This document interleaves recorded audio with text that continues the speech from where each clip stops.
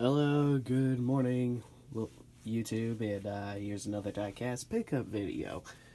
First, we've got some of the authentics, Casey Kane's, more like, at this point, Regan Smith's WRL Chevrolet 95 that I saw him drive at ISM Raceway, even though this 95 that I saw at the ISM race with Lane and my dad back in the spring, it was actually a white number rather than a yellow number. Next, we've got a historical car, Jeff Gordon's Southern 500 Win car from 1998, September 6th. I wasn't planning on getting a lot of historical, authentic cars, but since this is Jeff Gordon, I decided to get it and hang it up on one of my tacks in my room.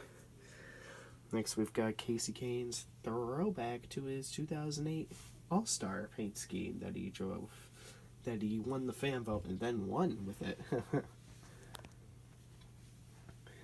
I really despise the COT era with the wing cars, at least, but I thought this paint scheme looked pretty decent on a Gen 6 car. The thing is, probably a lot of COT paint schemes would look good on Gen 6 cars rather than on the disgusting wing cars. Next, we've got Kyle Busch's throwback paint scheme to Derek Cope. I despise Kyle Busch with a major passion, but I can't help but to feel orgasmic over this beautiful paint scheme. Taste the rainbow. Next, we've got Steve Park's Burger King car that he ran a couple of races in 1997. He didn't run full time, but he ran a few races here and there, including one of the Watkins Glen races, if I recall correctly. And correct me if I'm wrong, but I think his best finish was 15th somewhere with this paint scheme. Next, along with I think it's fitting if I pair these two together, since I bought this car specifically for this car right here, Matt Kenseth's throwback car to Mark Martin's scheme. How cool is that? I bought those two together on eBay because I thought it would be more fitting, so double the collection.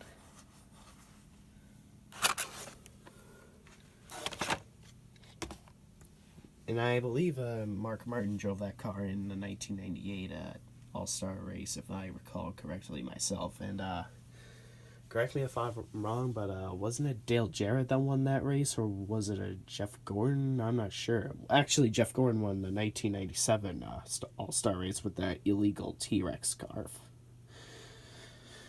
Actually, it wasn't necessarily illegal. It was just so fast that it couldn't be legal for NASCAR to ever race again, because he literally had no competition whatsoever. Next is Daniel Suarez's Eris car with the white hybrid that I saw on the track a few times at Loudon, I believe, and ISM Raceway. He drove this secondary Eris paint scheme quite a bit back in 2017. Next is Darrell Wallace Jr.'s Worldwide Technology, which I actually saw in person, not on the track, but on display behind the grandstands in my trip to Daytona / Disney World. If you go back and rewatch the my Daytona video from my series of Disney vacation videos, you will probably see this car. Next is Ty Dillon's Geico car, which I saw quite a few times myself in person. I know I already have like 2 of these Geico cars on Gen 6, but come on, we've got the Camaro now. Camaro's a much better looking car.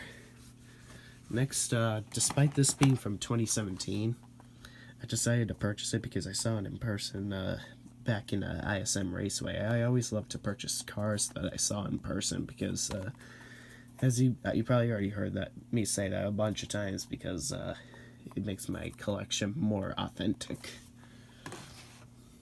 Next is William Byron's Uni First Chevrolet that he drove during the Chicagoland race. Next is also AJ Allmendinger's updated Crozier paint scheme with the Camaro too. Bit of a, actually it's not in my drawer, so I'll get it later. Kind of looks like the one of the skylines from Gran Turismo 1, if I were to be honest. Next, well, despite this being also from 2017, I bought this because I saw this pretty much almost the same scheme as the one I saw from the 2018 Coke Zero 400 for this year. Well, Coke Zero Sugar 400. David Reagan's Shriners Hospitals. Despite Front Row Motors being a very low-funded, very low-performance team, I still find their paint schemes pretty cool-looking. Next, we've got some throwback schemes. William Byron's Rainbow Warrior scheme as a tribute to Jeff Gordon.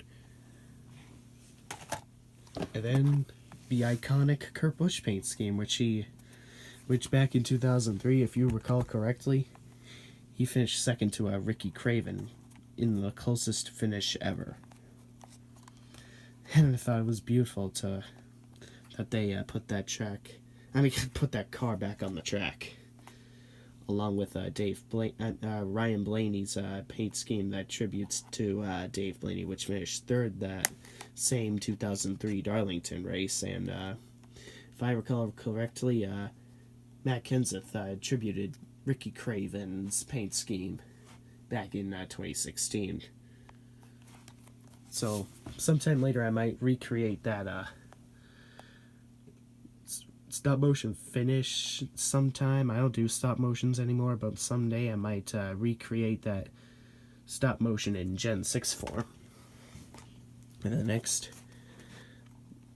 Brad Keselowski's tribute to Rusty Wallace, which he won with his first win of 2018 too.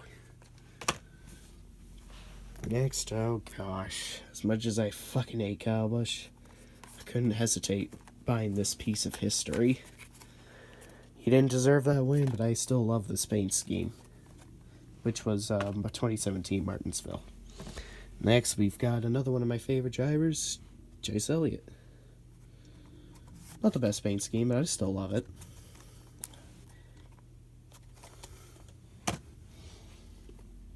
Next, another one of my favorites, DeVille Bliss, Ryan Blaney. Another to the Ryan Blaney collection.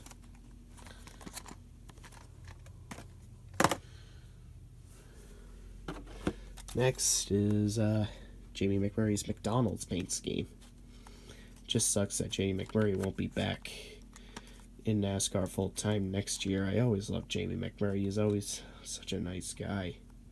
I honestly deserved better than the stats he possessed and received.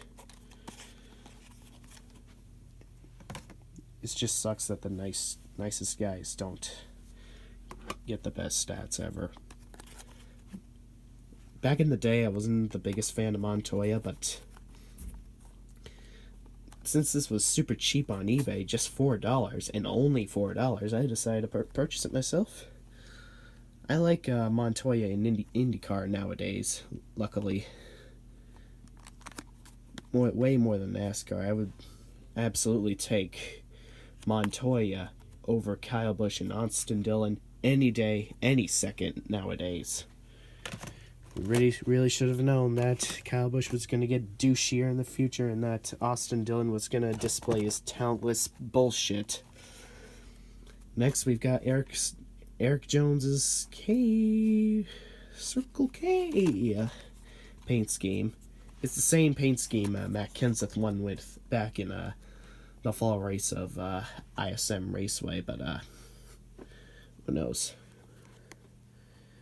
I don't know why Lionel didn't make the race win version of this in 164 for Matt Kenseth, but decided to do it in Eric Jones, which he didn't necessarily do anything memorable in that paint scheme. No disrespect to Eric Jones, but I think he's a pretty cool guy, but they should have made this diecast when Kenseth won with it, but I don't know why they decided to make it so late, but hey, better late than never. This is practically the same paint scheme Kenseth runs, so whatevs. Next, we got another car that I saw in person at ISM Raceway in 2018 of this year, in the spring. Daniel Suarez, Ruckus.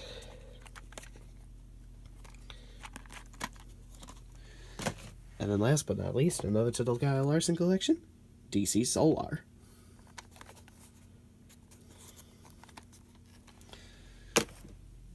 That's a little update, ladies and gentlemen.